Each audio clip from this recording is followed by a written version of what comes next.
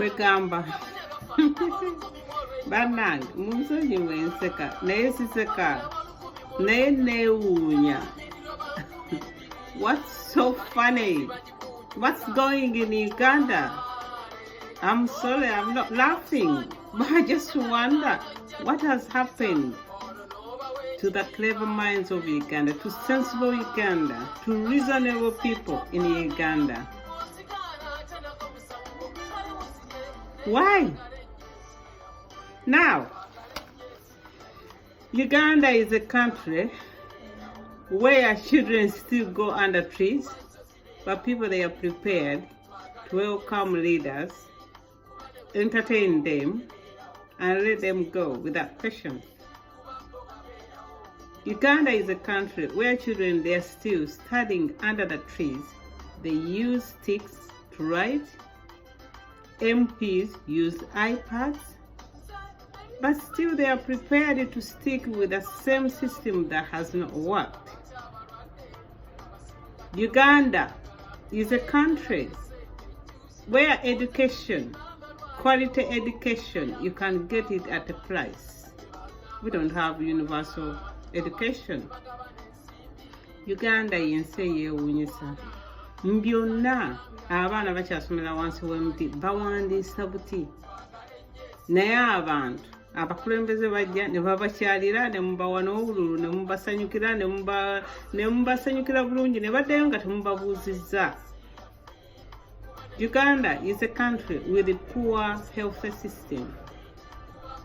We've got too many health professionals qualified. We've got vacancies, at least 50%, which are not filled up. But then we got people, health workers, exported Arab countries, anywhere they can find any green pastures. But people are prepared to keep that one. People are prepared to vote the same people, to give people other chance. If somebody cannot do something in 5 years, you trust them for 10 years. Then you give them 5 more years, 15. Then you give them 20 years. You give them 25 years. You give them 30 years. You give them 33 years. Guess what happens?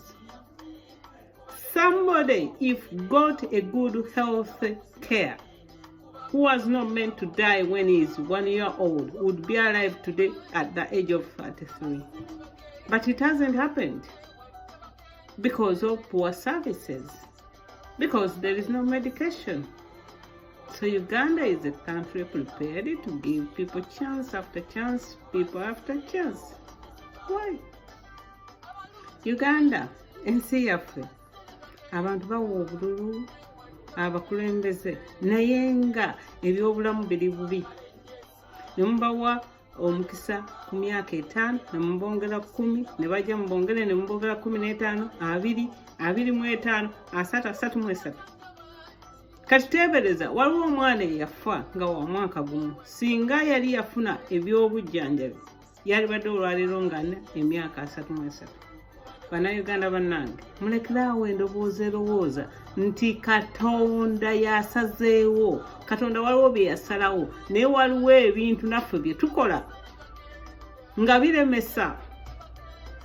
Where do we stand now? Uganda yensi gye tulina kaakati nga abaana abali mu myaka gy'emyaka 2 ku 35 tebalina mirimu ebitundu 7 ku 100. Naye nga abantu beetegefu okuwa abakulembeze obululu. Tuddawa ensobi yaani? Uganda yensi kaakati abantu nga bafa, abantu nga tebalina ddagala. Naye abakulembeze badokita bwe tulaba, baminisita bonna tubaaniriza ne tubasiibula bulungi nga tetubabuuziza lwaki tetulina ddagala. Uganda yensi y'abaana nga tebalina mirimu. Where people between 20-35 years, 70% they are jobless. There is no chance they will get a decent job. Let's take one young man, JB Mwonge. A lot of you can hear him doing commentaries behind in CNPR videos. He said he's not doing that job because he was educated or is qualified into that. He was educated in something else. But he didn't get a job. He had to find another way to earn a living. And he's doing a great job for anybody in CNPR. He gives updates in both English and Uganda. Thank you, JB Mwonge. I give you credit. Kati bannayuganda nga mukyali awo mulinze era kuddira eno ensi mugiwa omulimu. Mulinze abakulembeze mubawa omulimu. Mubongera emyaka. Mwe mulituusa awo. Tubeerako n'emyaka gye tukolerako. Temukimanyi nti waliwo emyaka omuntu gy'atuuka n'awummuzibwa. Fellow Ugandans, don't you know that people, they get at pension age? If for 33 years, a government hasn't been able to create a job for you, to be employed, to earn a decent wage, to meet your cost of living, how can you tell me that you are going to benefit from this government? At the age of 55, I don't know what age of pension age, at the age of 65, let me take it from there. Somebody must be retired and must be enjoying their pension. So what pension are you going to enjoy if you don't have a job now? Don't you think that 33 years, time is passing, time is running out of for you? Get out and do something. You cannot trust the same people. You cannot vote the same people. You cannot give them the votes. Please, wise up. Open up your eyes. Uganda, yensi, abantu basula mbusisira. Nagende eggulu, nendaba abantu nga basula mbusisira. Nengaba bana ekyali Uganda. Abantu gende mbuya basula mbuyumba buno obutonotono. Gende ekatwe basula mbuyumba obubi. Abantu basula bwe bati. Enkukunyi zibaluma, ennyumba zitonya, omuyaga bwajja omungi twalina omuyaga mu mwezi gwa January. Ne gutwala enkuba yonna yonna ne gutwala amabaati gonna gonna. Tukole tutya? Temulinawo musula. Uganda, a country with people sleeping in slums. Poor conditions. Some of the sickness, illness there because of overcrowdedness. But they are prepared to give the same people votes. What's wrong with that? Uganda. Abantu babonaabona. Abakyala bangi bazaalira mu kkubo ne bafa. Abalwadde batwala ne bafa. Abantu tebasobola kutuuka gye basobola genda. Amakubo mafu. Emmotoka zigwa mu binnya ne muzidaabiza shock absorbers.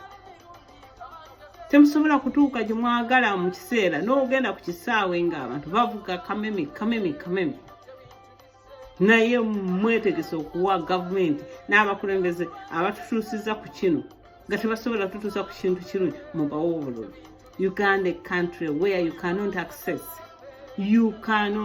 access health centers. You cannot go wherever you want to go and get there in time. People driving a breakneck at Heathrow to get to Entebbe Airport. But then we are prepared to give the same government. Uganda, there is a country where a president arrives at time late, 9 hours, 12 hours, and nobody questions him. Where are we going, people? Where are we going? You tell me where we are going. Don't we have rules in the country? Do we have that much time to waste? That somebody who is meant to be at the meeting, iPod meeting at 9, but he decides to turn up 9 hours out. And whenever he's coming, all the roads, they are being cleared for him. So what excuse can the president give us? What is all that? Uganda yensi gyenna omukulembeze atuuka leeti. Olukiiko lwakubeerawo ssaawa 3 atuuka saa 12.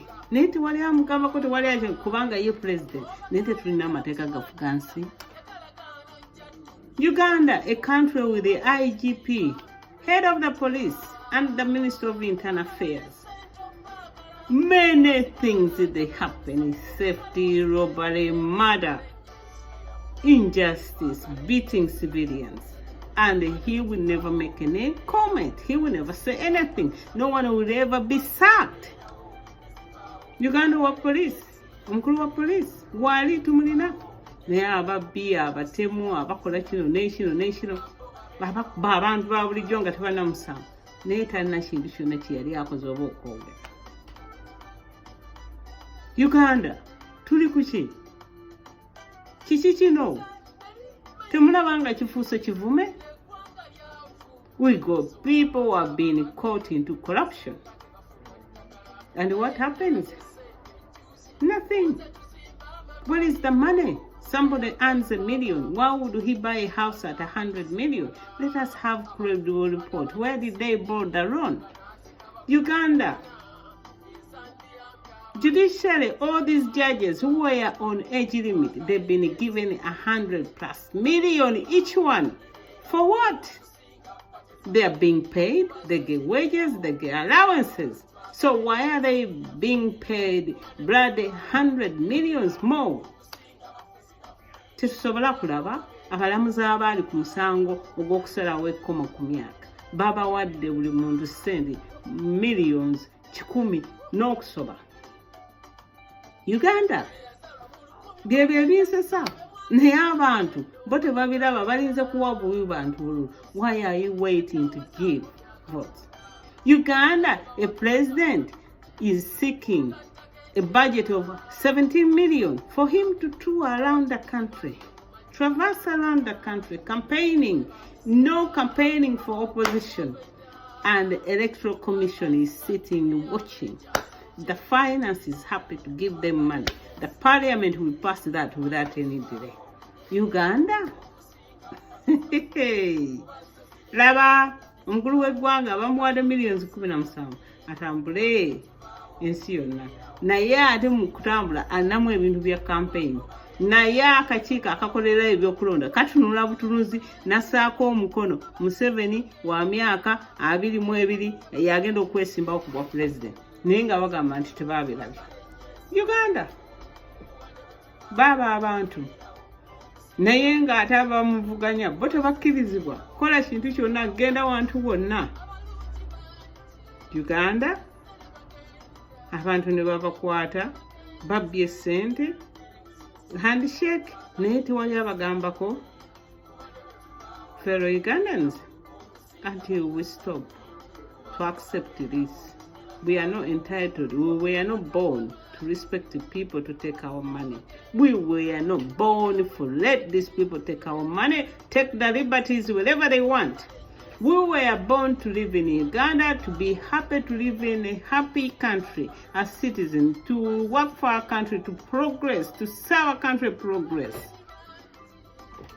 Whoever is prepared to keep this, please think about again. Our past children, they are sitting on the floor. The bums, they are out. They don't have clothes, they don't have food, they are desperate. That's why one reason we are having child sacrifice. Uganda is a country whereby people, they are prepared to go and work to have a better life. But the more they go, they have to work more and more and more. But they don't ask themselves, if the government was offering services, education, health, housing, create jobs, transport, you wouldn't be working as much as you can. Uganda yensi abantu ne bagamba ati nze ebyo tebikwata ku ngenze kola.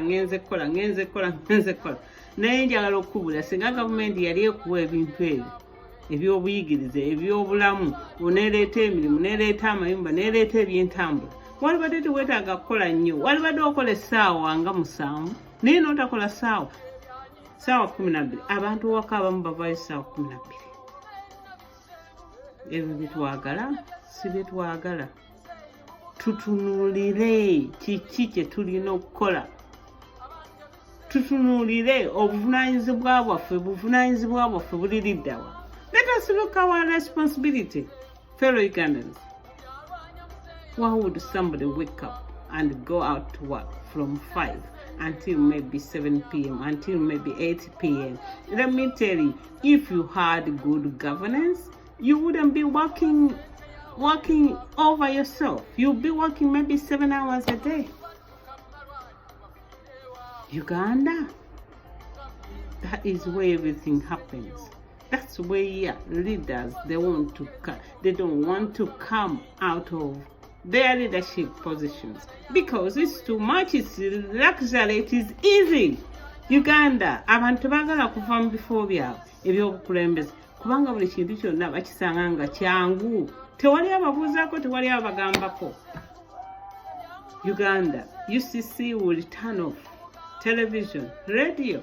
When opposition they are talking, when they are not happy to hear what other people are saying. Uganda, yensa abantu abakola mu kitongole ky'okuwuliziganya bagenda ne basalako radio, ne basalako ama-TV ng'abantu boogera oba bavugamya gavumenti nga boogera ng'ebigambo bye boogera tebabyagala. Bannayuganda, simanyi ki kinyinza kubagamba naye kiri erimmwe, kiri eriffe.